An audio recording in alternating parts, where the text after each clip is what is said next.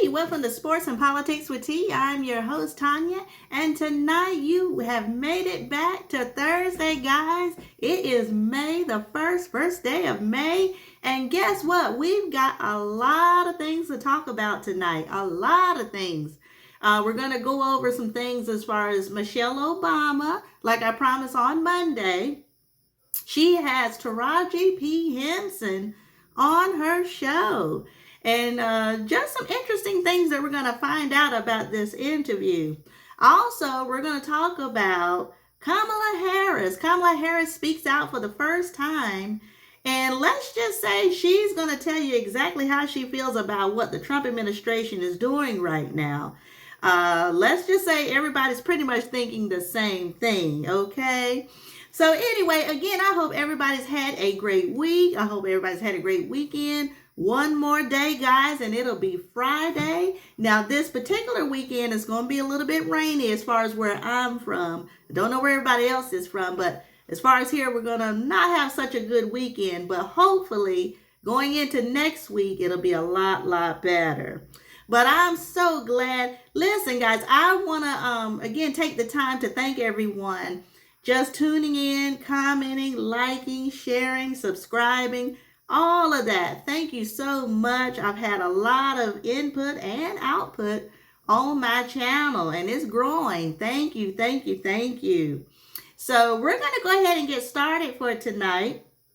And we're going to talk about, again, Michelle Obama and her interview with Taraji P Henson. Let's go ahead and get into this. And after this interview is complete, we'll let you know exactly how I feel about all of this once it's over. Did that do to me? Yes. Internally, my soul, we made it through. We got out alive. I hope we made the country proud. My girls, thank God, are whole. But what happened to me? Right.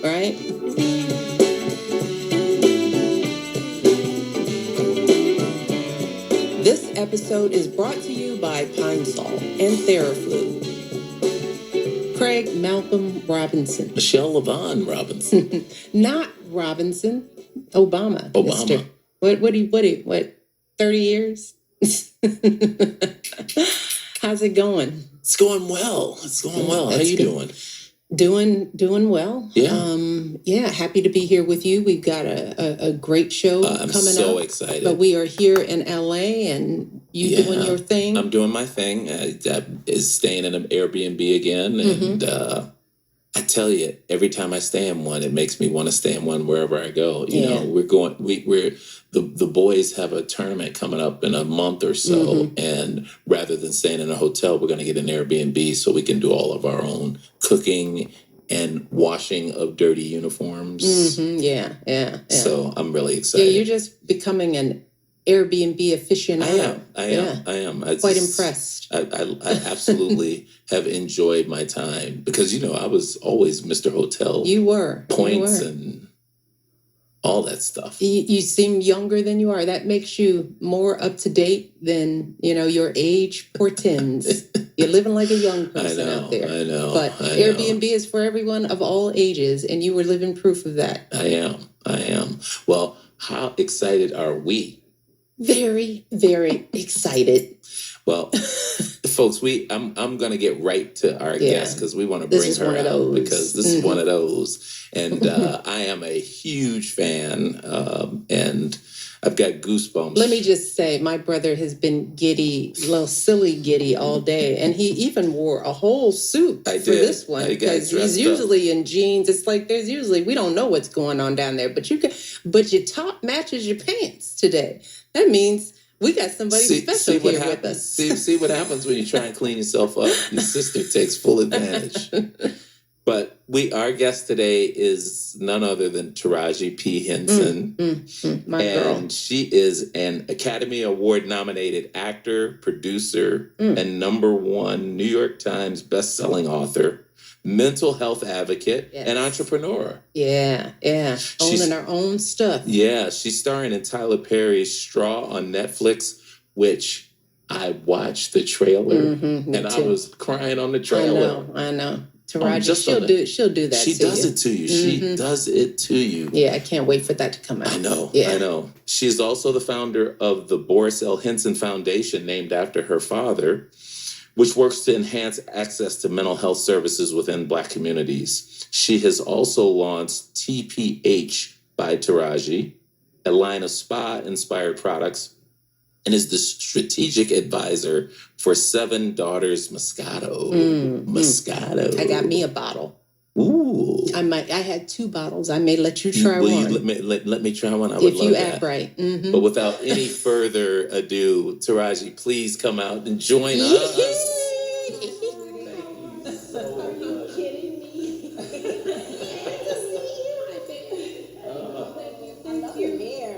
Love yours too. Thank you. Oh my goodness. It took me a while to do mine, so Yeah. Looking good. Now, the last time we saw one another was at the final White House party. Yes. In the last night. And it was the last night. It was. What was it? Was it the very last night, or was it one of the last parties? I can't remember. So I think it was. Yeah, I think it was. But I just never forget. I was leaving, and I thought it was pretty late. It was. I'm leaving because I'm tired. My feet hurt. I have on socks. And I remember you saying that because that was just like, girl, my feet hurt. Walking to the car. Yes, because my feet. I danced out of my shoes, and Tom Hanks was walking across the floor. He's still partying. I would never forget that. Well, we are beyond thrilled to have you here. You. Let me just fangirl a little bit because Okay. I didn't get to do that at the party when I saw you, but we are huge fans. Thank you. And you, oh man, you just bring every part of you to the work that you do. And I will never forget my reaction. And I know a lot of actors like you who do so many things don't want to get pigeonholed into one role. But let me just say, Cookie on Empire. I mean, I got on the phone to people when you showed up on screen because I was like, this is a real character. Yeah. I mean, this is like I felt all of who Cookie was. And I called people on the phone. I was like, you have got to watch Empire. This is a different kind of a series that's coming on. And it was because of your performance. Thank you. And and then to see the trailer of Straw, which is, the story of Black women at the edge of everything, and just the trailer alone, as Craig said, brings you to tears. Moving. I guess I just want to know, where does all that come from in that little bitty body of yours? Well, I am trained. I went to Howard University. There's that. But, as an actor, sometimes, sharing a bit of, the character's joy or pain, mine might bleed in a little bit. And I've been through some things in life, it wasn't easy growing up, in the hood or whatever. But, I made it out. you know. But, life will throw curveballs at you, and it's not always, I know people look at celebrities and they're like, oh, you got it made because you're rich.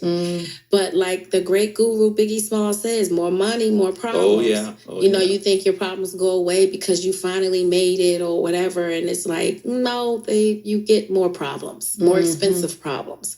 But again, the training and just being true to the character. And I think as actors, what we do is very spiritual. Yeah. Because we use our bodies as vessels to tell a character's truth. And so I can't judge that character. Right. A lot of times I do. Like I judged Cookie at first. I was like, oh my God, she's a horrible. I did. It was hard not to. But the job of the actor is to show the why. Yeah. And when you show the why, that's when you gain empathy. Yeah. Because there's always a why. I'm telling you, listen, guys, I'm really enjoying this show. This show, to me, like I was telling you about a month ago, I just want to chime in just for a second. it's so relaxing. People are so comfortable. People are just expressing, what's going on and how they feel about certain situations. Taraji's been out for some years. She's been probably going on 20, 25 years of acting. Went to Howard University, HBCU. Actually, she went to A&T too, I think, before that. So she's got a lot of HBCU familiarity. So that's always a good thing, because I went to HBCU as well. So I'm just going to speed it up just for a second so you can see why this was so important to touch on as far as what's going on in the political climate.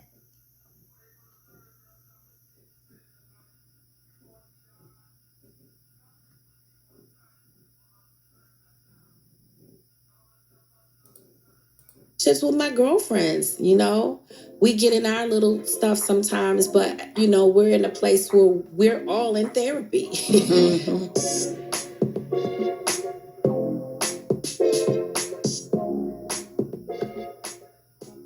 This episode of less light than many of my white female friends. Mm-hmm. I see that.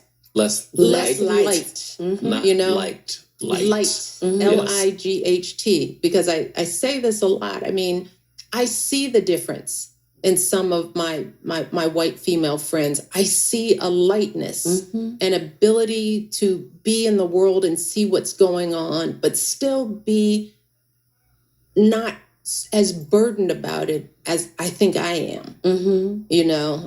I think that what I see happen in the news, the assault on immigration rights, the challenges that face our community, the inequality, mm-hmm. I think it burns at me in a different way. Because it affects you. Yeah. It affects your children. Yeah. It affects you. Yeah. So imagine, we wake up mm-hmm. every day just carrying that. Yeah. Even if it doesn't directly affect me, sometimes I just have to stop reading the paper. Yes. So that I can stop thinking about mm-hmm. all that's wrong. Mm-hmm. Sometimes, I don't know about you, Taraji, I can't stop thinking about it. Yeah. Right? Yeah. That's why I'm not on social media that mm-hmm. much. As you get older, you realize what's important and how to protect your peace. Mm-hmm. And honestly, social media, we're not supposed to feel all of the emotions that we feel in that short span of scrolling. 1 minute you're laughing, the next minute you're angry, the next minute you want to cry. That's not right. Yeah, yeah.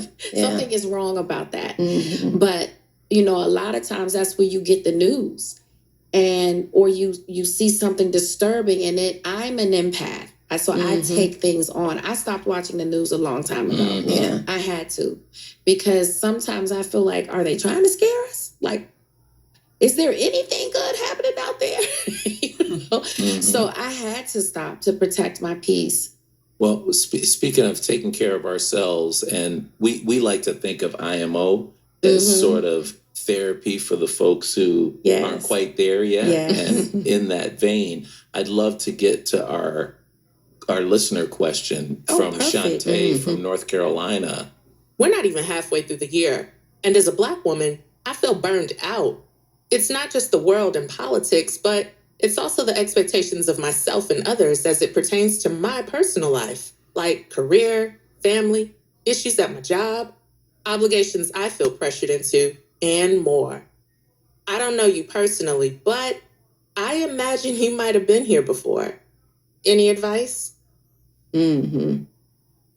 Better learn the word no. Yeah. Well, I know this this hits both of you in a different way or in a similar mm-hmm. way.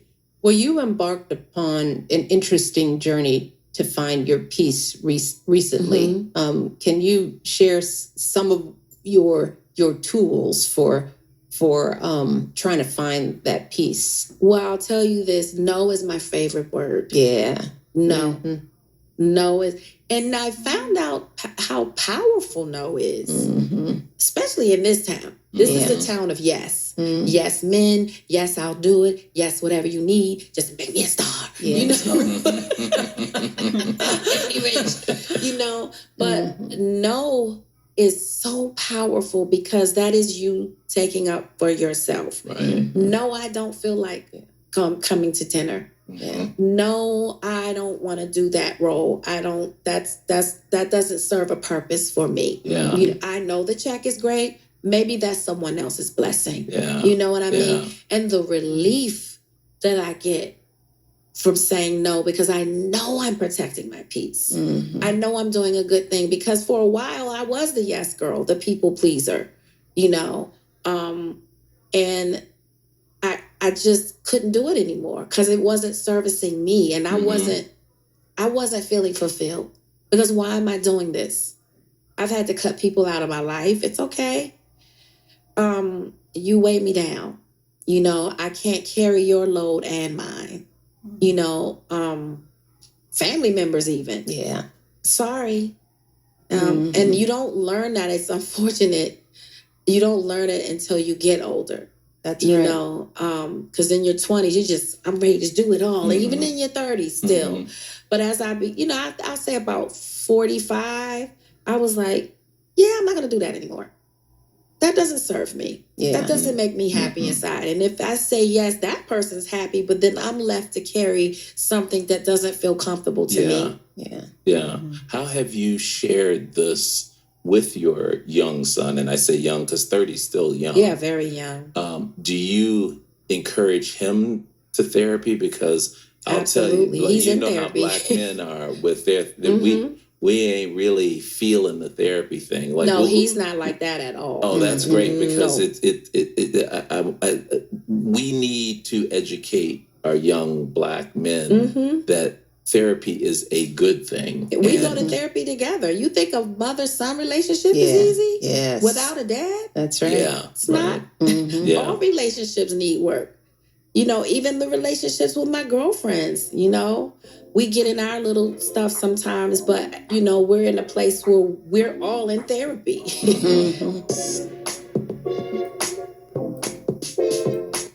All right, so I just wanted to show you a clip as far as Taraji P Henson. Hey, she told it like it is. Sometimes you just got to take time out for yourself, and this, like I said, I like this show really, really well. It looks like the views are really picking up on this show. So y'all tune into the Michelle Obama's podcast. Michelle and Craig Robinson, that's the brother, podcast. This was really, really good, I tell you. All right, so the next thing that we're going to talk about tonight is we're going to talk about Kamala Harris. Kamala Harris, guys, finally comes out after her loss from last year. Now, I did see her one time in California. She did, visit some of the homes for the wildfires, but she didn't really speak that long as far as, the reporters and everything like that. But this time she does speak.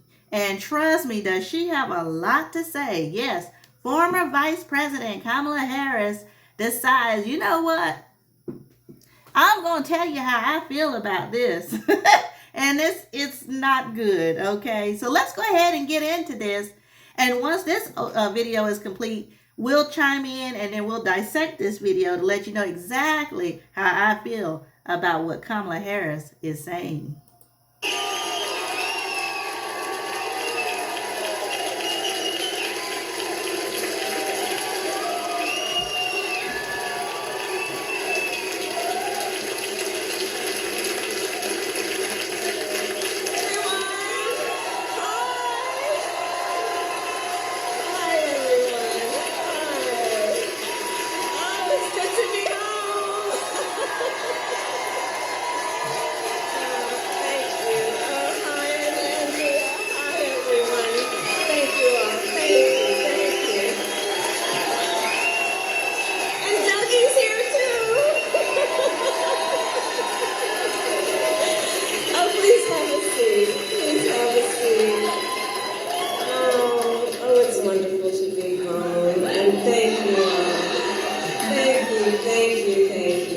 you. Oh, in 20 years, Andrea. My goodness. I mean, your babies are growing. Good evening, everyone. Thank you for supporting Emerge. Thank you for supporting Emerge. It is so wonderful to be home and to be back with all the leaders who are here and to celebrate this extraordinary organization, which is an organization of so many exceptional leaders, those who found the courage to run for office and those who support them. Emerge, I will say something you know. Throughout my entire career in life, I have always believed in the ideals of our nation. The ideals reflected in the Declaration of Independence, that all are created equal and endowed by our Creator with certain inalienable rights. Ideals advanced and affirmed by the service and sacrifice of generations of patriots. The ideals that ground the Constitution of the United States, that here in our country, power ultimately lies not with the wealthy or well-connected, but with all of us, with we the people.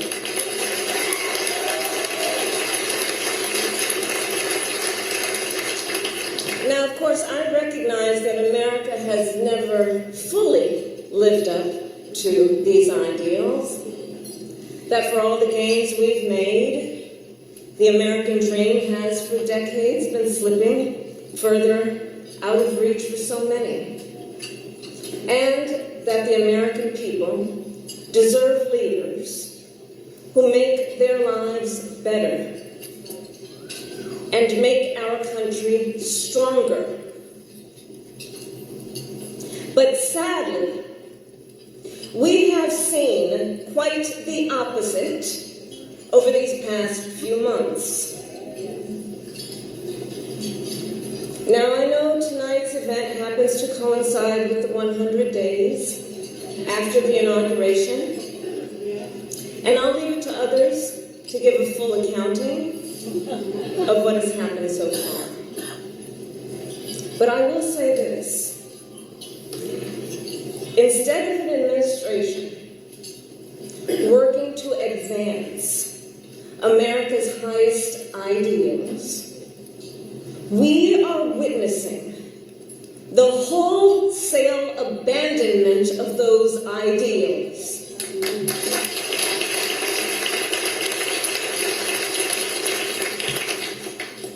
And what we are also seeing in these last 14 weeks is Americans using their voice and showing their courage. We all know President Trump and his administration and their allies are counting on the notion that fear can be contagious. They are counting on the notion that if they make some people afraid, it will have a chilling effect on others. But what they're overlooking, what they have overlooked, is that fear is not the only thing that's contagious. Courage is contagious.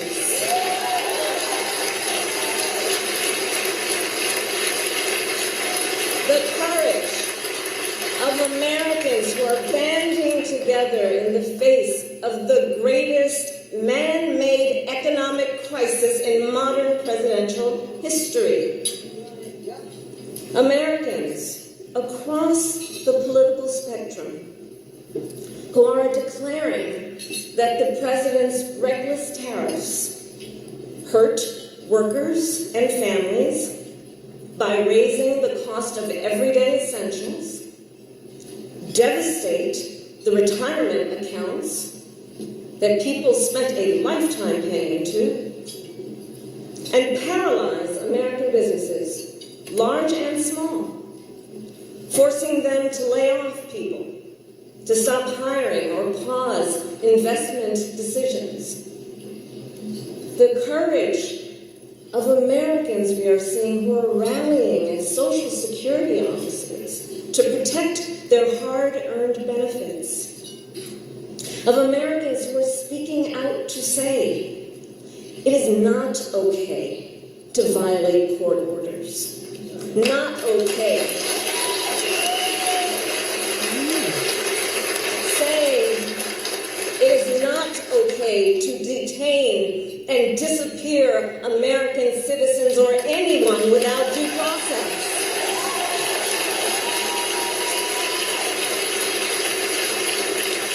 The courage of judges to uphold the rule of law in the face of those who would jail them.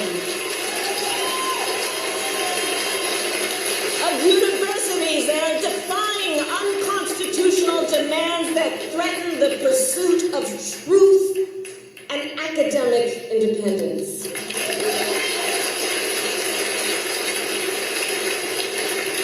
And I will tell you, the courage of all these Americans inspires me. And I have been inspired by the movements like the one in Wisconsin that put Susan Crawford on the Supreme Court. By the State of the People Power Tour that is aiming to ignite a grassroots movement to lift up voices and advance freedom and justice. And by leaders across the spectrum, including congressional leaders like Cory Booker, Chris Van Hollen, Chris Murphy, Jasmine Crockett, Maxwell Frost, AOC, and Bernie Sanders. All who, in different ways, have been speaking with moral clarity about this moment. So here's one of the other things I wanted to talk about tonight and to highlight. So look, some people are describing what's been happening in recent months as absolute chaos. And of course I understand why. And it's certainly true of those tariffs. Tariffs that, as I predicted, are clearly inviting a recession. But friends, please let us not be duped into thinking everything is chaos. I know it may feel that way, but understand what we are in fact witnessing is a high velocity event where a vessel is being used for the swift implementation of an agenda that has been decades in the making.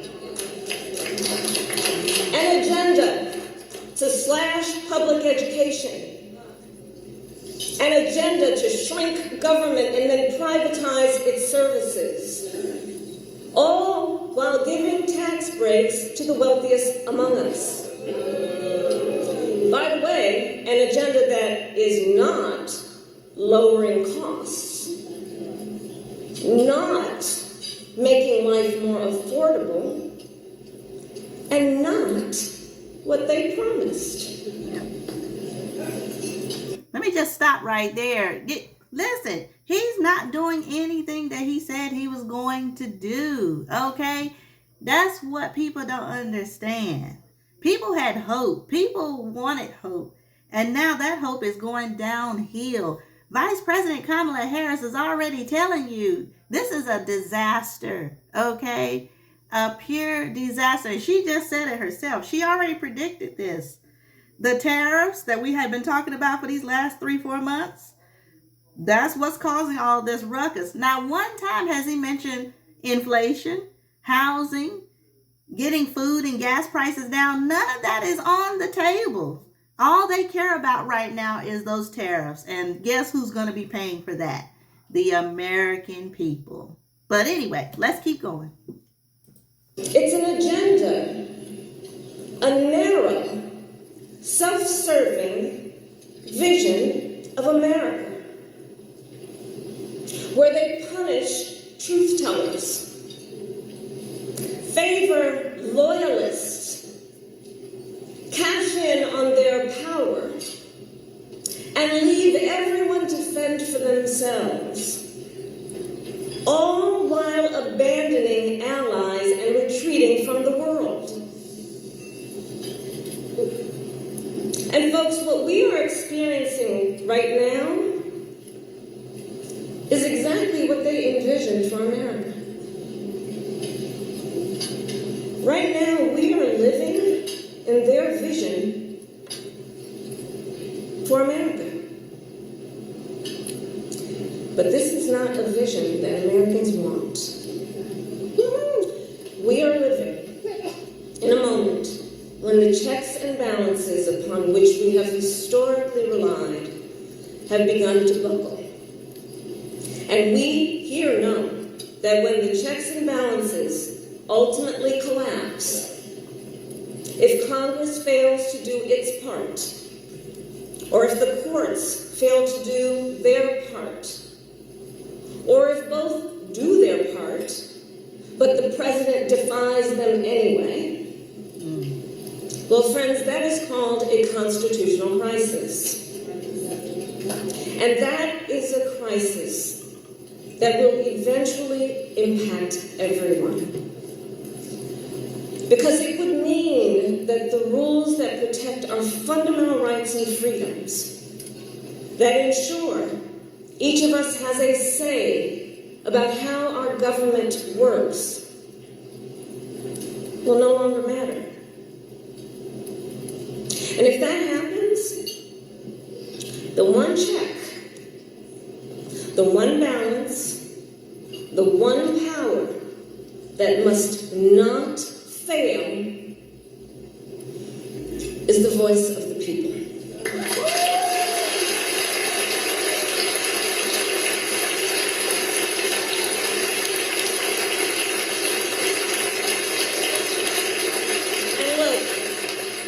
Look, right now I know a lot of folks are wondering what's going to guide us through this moment. How are we all going to figure out how to chart the course? But that's not a reason to throw up our hands.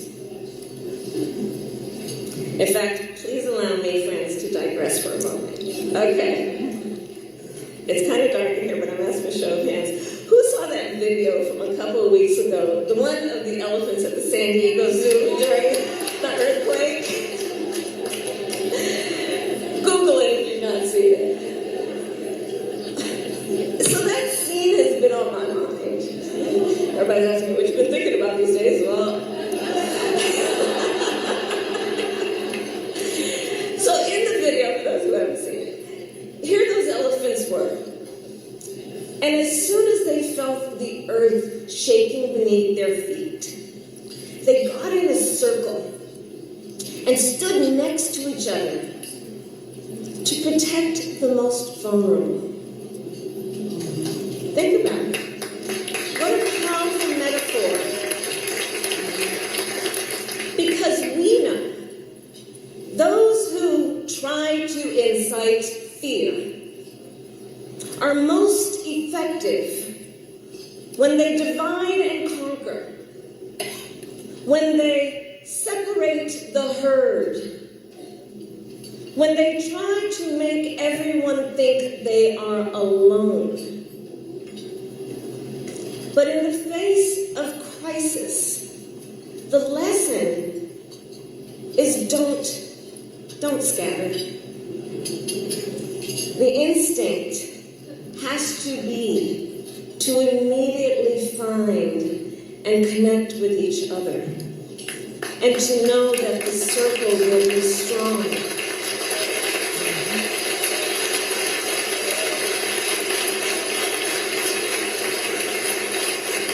So I'll end with this.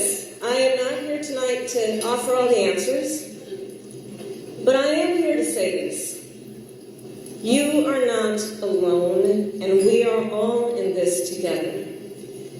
And straight talk, things are probably going to get worse before they get better. But we are ready for it. We are not going to scatter.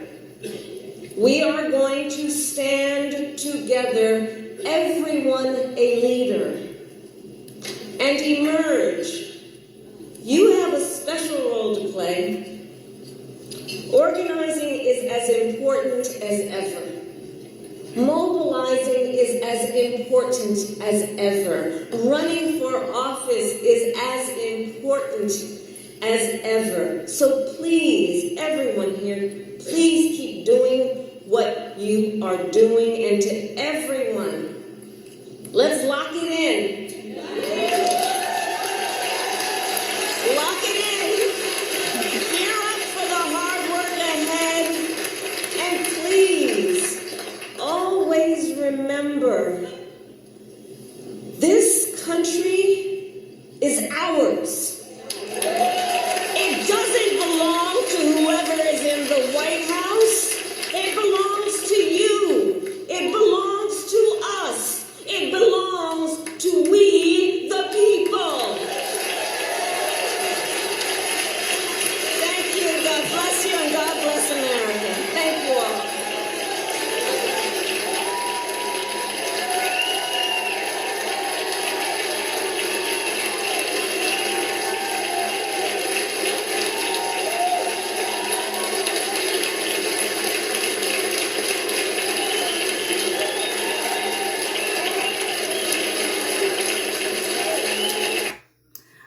Guys, what a powerful speech by the former Vice President Kamala Harris.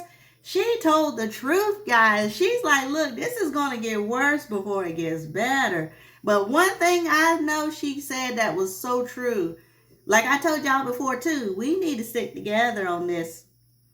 That was a good analogy when she talked about how the animals came together during an earthquake. Wow, to protect the most vulnerable. See, that's what I'm talking about. This is not the time to run. This is not the time to scatter. This is a time to pull together. And guess what, guys? Like she said, it's going to hurt even some of the wealthy people, the ones that really think they're going to get all this money.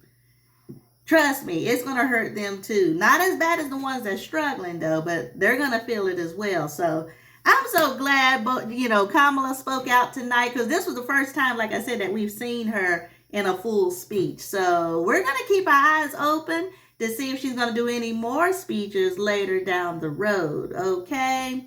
All right, guys. So tomorrow, I will be doing the NBA edition again. We're going to be covering those highlights at 8 p.m. Please join me back on YouTube. I will be back like I always do. Anyway, guys, I have enjoyed myself tonight. If you enjoyed the content, please hit like, share, and subscribe. And also, if you can, please hit the notification bell. That will also let you know when I come onto YouTube. You won't miss any episodes, okay? All right. So again, check me out tomorrow. NBA edition, 8 p.m. We're going to be covering the sports highlights. And I hope everyone enjoy the rest of your evening. Everyone take care. And I will see y'all tomorrow at 8 o'clock. All right. Take care. Bye-bye.